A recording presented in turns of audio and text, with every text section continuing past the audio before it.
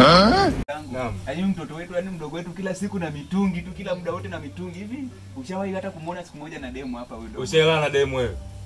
Wako chochote kama 800. Weka tiki hilo wengi. Uongo, ushalala na mademu wangapi? Wengi hawasafiki. Acha na utani. Ushaelewa na demu gani? Nimepiga mademu wengi sana kule mtaa. Sema nini kaka? Sema nini? Kamletee demu. Tukulete sasa hivi unaweza? Lete kaka, wewe usifikiri kamletee demu. Sikia sasa kuna mtoto wa mama fulani hapa mkutano tu anakubali, yani mtoto wa mama Shura. Tunamjua Ashura. Anampata. Si wewe nani wa chini pale chini.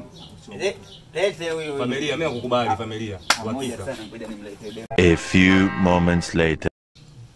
Nishafika mwanaume. Pisi huyu hapa sasa mdogo wangu. Pisi huyu hapa chuma hili hapa. Kaka. Mshikaji mwenyewe hapa ndio huyu pisi kati yao. Huyu hapa mwenye mwamba huyu hapa. Huyu. Kaka. Sema nini?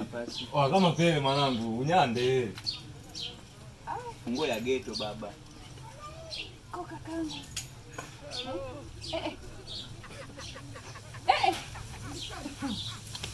Jamani. Sasa kama ndio shalipwa. Jamani.